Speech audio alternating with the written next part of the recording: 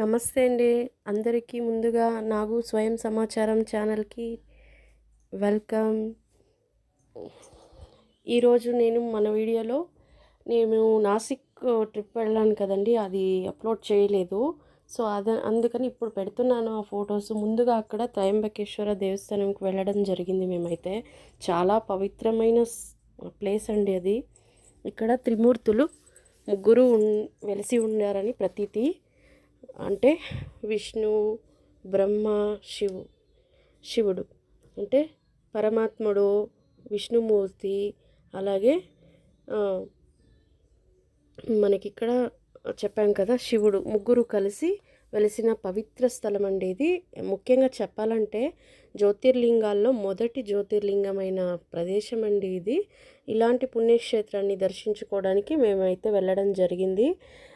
కొన్ని ప్రదేశాల్లో ఫోటోలు తీయడం అనేది నిషిద్ధమైనది కాబట్టి కొన్ని ఫొటోస్, మెయిన్ దేవుడి విగ్రహాన్ని కూడా మేము మీకు ఈ ఫోటో రూపంలో చూపించడం కాబట్టి ఫోటోలనే చూపిస్తున్నాము. దగ్గర నుంచి అయితే ఫోటోలు తీయలేకపోయాము.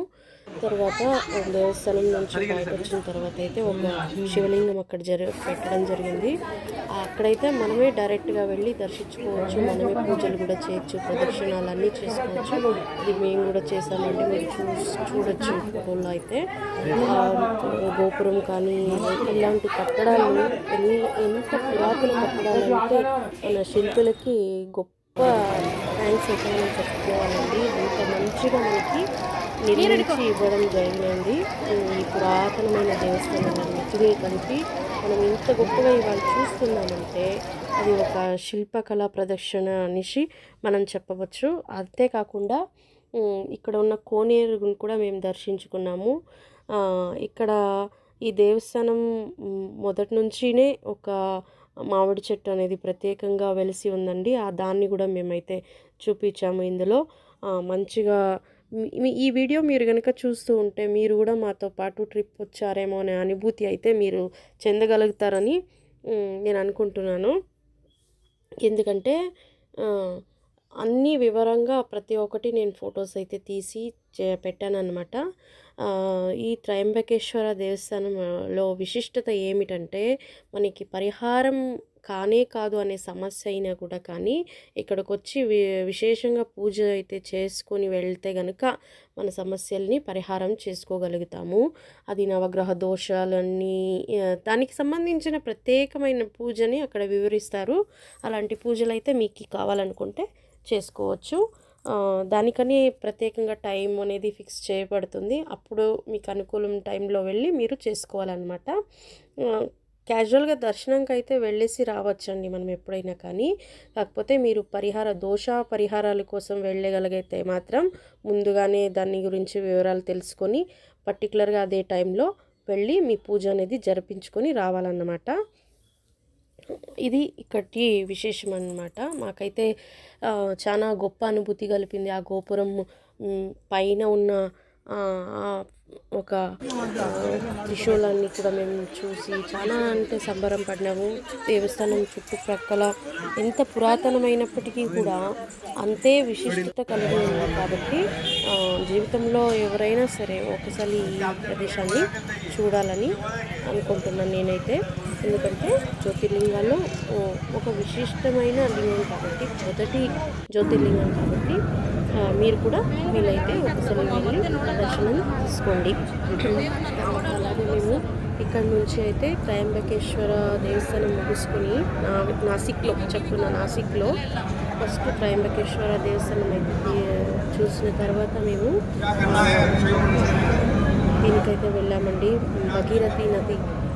భగీరథి గురించి మీకు తెలిసే ఉంటుంది. పుష్కరాల టైంలో మాత్రమే ఈ ఒక దేవస్థానం ద్వారం అయితే తెరవబడుతుంది. పుష్కరాల టైం అంటే 12 ఏళ్ళకు ఒక్కసారి మాత్రమే ఈ భగీరథి దేవస్థానం అనేది తెరవబడుతుంది.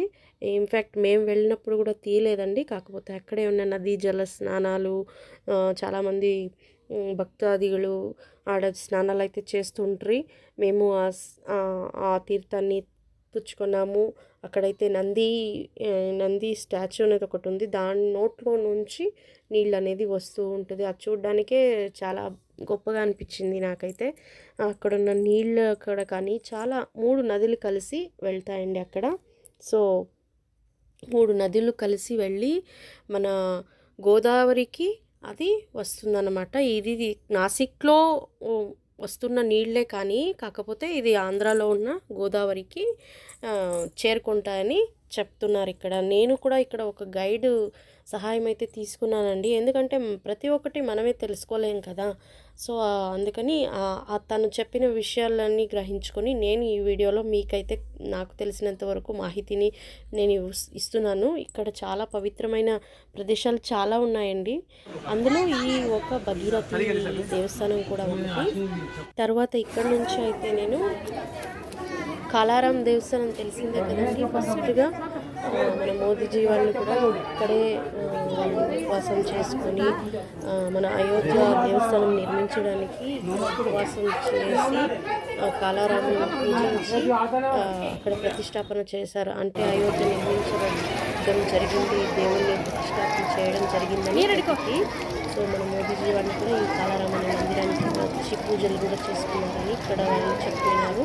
తర్వాత ఇక్కడ తెల్లగా ఉన్న రాముని దేవస్థానం కూడా నేను చూశానండి. కాలారాం మీకు మాటల్లోనే తెలుస్తుంది. కాలారాం అంటే నల్లరాముడు, తెల్లరాముడిని కూడా మేము చూసాం ఇక్కడ.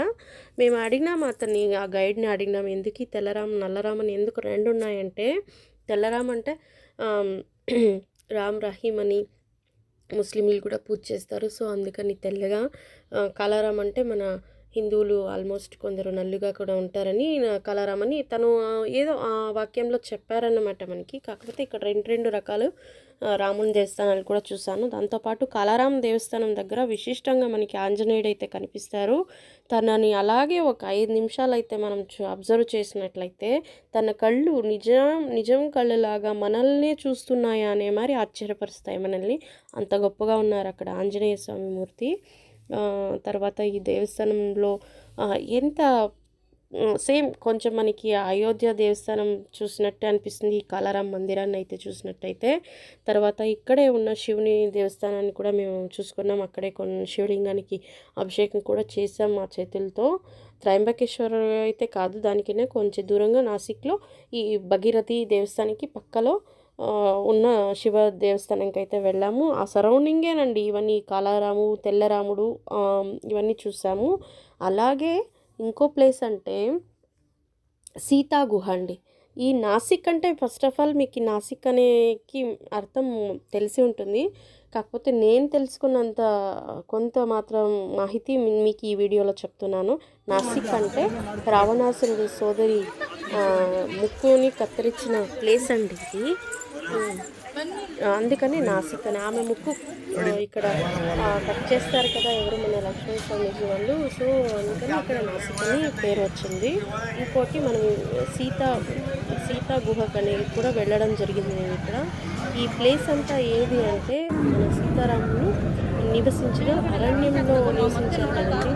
ఒకటి అరణ్యమే ఇప్పటికీ నాసిక్కి ఈ ఒక మందిరాలు అన్నమాట. సో ఇప్పుడు నేను సీతా గుహ గురించి చెప్పబోతున్నాను. ఇక్కడికంటే నాకు చాలా అడ్వెంచర్ అనిపించిందండి. నాకు ఈ గుహలో వెళ్ళి రావడం అంటే నిజంగా చాలా లోపలైతే చాలా బాగున్నాయి. శివలింగాలు ఉన్నాయి, కొన్ని విశిష్టమైన దేవతామూర్తులు అన్నీ ఉన్నాయి. కాబట్టి నేను వాటన్నింటినీ మనం ఫోటోలో అయితే ఇక్కడ అలో లేదు కాబట్టి ఫొటోస్ తీసుకోలేదు. బయట నుంచి అయితే మీకు ఈ సీతాగృహం అనే ఫోటో మాత్రమే నేను కవర్ చేయబడ్డాను. అలాగే ఇక్కడ పంచవటి వృక్షాలు కూడా ప్రసిద్ధి చెందాయండి. ఇక్కడ 5 వటి వృక్షాలు ఒకే చోట్లో ఉండడం జరిగింది. ఇది కూడా గొప్ప స్థానంగా ప్రఖ్యాతిగాంచిందండి. ఎందుకంటే మన సీతాదేవిని రాములు వారు ఒకరోజు ఈ గుహలో ఉంచడం అయితే జరిగింది. ఎందుకలా అంటే సీతాపహరణ టైంలో రావణుడు వచ్చి సీతను తీసుకెళ్ళేటప్పుడు మన ఒరిజినల్ సీతని ఈ గుహలో అయితే భద్రించడం జరిగిందని ప్రతీతి అండి. సో అందుకని ఈ సీతా గుహం ఇప్పటికీ ఇంత విశిష్టంగా పూజలు జరుగుతుంది. ఇంకోటి ఇక్కడ మీరు ఎక్కడే దానం చేయాలనుకున్నా కానీ ఈ సీతా గుహ వద్దకు వచ్చినప్పుడైతే ఇక్కడ ఒక చిన్న సన్యాసులందరూ కూర్చొని సన్నిధానం అయితే ఒకటి ఉంది. ఇక్కడ మీరు దానం అయితే చేస్తే గనక మన కుటుంబంలో ఎవరెన్ని పాపాలు చేసినా అది పోతుందని ప్రతీతి. ముఖ్యంగా భార్యాభర్తలు ఇద్దరు కనుక వస్తుంటే భార్య అయిన వాళ్ళు ఇక్కడ దానం మన శక్తానుసారం ఎంతో ఒకంత ఇక్కడ ఉన్న సన్యాసులకి లేదా ఆ ట్రస్ట్ ఉంటుంది కదా, అక్కడ మీరు ఇవ్వడం జరిగితే కనుక మీ ఇంట్లో అంటే భర్త కానీ తెలియక తెలిసి కొన్ని దాన ధర్మాలు చేయకుండా ఉంటారు, కొన్ని పరిహారాలు చేయకుండా ఉంటారు, అలాంటి పాపాలన్నీ తొలగపెడతాయని ఇక్కడ గైడ్ అయితే మాకు చెప్పారండి. నేను కూడా నాకు తోచినంత నేను దానం అయితే చేశానండి ఇక్కడ. ఎందుకంటే సీతాదేవి గారు రావణుడు ఒక సన్యాసి రూపంలో వచ్చారు కదండి ఇక్కడికి ఆయన ఎత్తుకెళ్ళడానికి. సో ఒక సన్యాసికి దానం ఇచ్చిన చోటు ఇది. అంటే ఇక్కడ రాముడు తన తండ్రి చనిపోయినప్పుడు ఆ భగీరథి నదిలో స్నానం చేస్తూ అక్కడ తన అస్థికల్ని కలపడం అయితే జరిగిందండి. సో ఆ టైంలో ఈ సీతాదేవి గారు ఇక్కడ దానం ఇచ్చారు కాబట్టి తను అంటే ఇక్కడ బ్రహ్మహత్య పాపము అని చెప్పాం కదండి, బ్రహ్మహత్య పాపం జరిగిన దేవస్థానం కూడా నేను చూడడం జరిగింది. సో బ్రహ్మహత్య చేసిన వాళ్ళు కూడా ఈ భగీరథి నది స్నానం చేస్తే కనుక అంత పుణ్యం కలుగుతుందని. అలాగే ఈ భార్యాభర్తలు ఎవరైనా ఇక్కడ ప్రదేశానికి వచ్చినప్పుడు భర్త చేసిన పాపాలన్నీ కూడా పోవాలంటే కూడా భార్య చేతిలో నుంచి ఇక్కడ దానం అనేది ఇవ్వడం ప్రతీతి అని చెప్పారన్నమాట. సో మీరైతే ఈ ప్రదేశానికి వచ్చినప్పుడు హస్బెండ్ అండ్ వైఫ్ ఎవరైనా వెళ్ళేటట్టు ఉంటే వైఫ్ చేతిలో నుంచి దానం అనేది ఇక్కడ నుంచి ఇప్పించండి. సో మా నాసిక్ ట్రిప్ ఎలా ఉందని మీరు ఈ వీడియో ద్వారా చూసి నాకు ఈ కామెంట్స్ అయితే పెట్టండి. నా ఛానల్ని ఇంతవరకు ఎవరు సబ్స్క్రైబ్ చేసుకోలేదో వాళ్ళందరూ సబ్స్క్రైబ్ చేసుకోండి. మీ ఫ్రెండ్స్ కూడా షేర్ చేయండి. ఇలాంటి ఎన్నెన్నో దేవస్థానాలు అంటే ప్రసిద్ధి చెందిన లేదా చిన్నవైనా మీరు నలుమూలలో నాకు సరౌండింగ్ నేను వెళ్ళి చూసిన దేవస్థానాలన్నింటినీ నేను ఇక్కడ మీరు కూడా వచ్చి దర్శనం చేసుకున్నారనే ఫీలింగ్ తెప్పించాలని నేను ఈ వీడియోల ద్వారా మీకైతే పెట్టడం జరుగుతుంది. నా ఛానల్ని ప్రోత్సహించండి. Thank you for watching.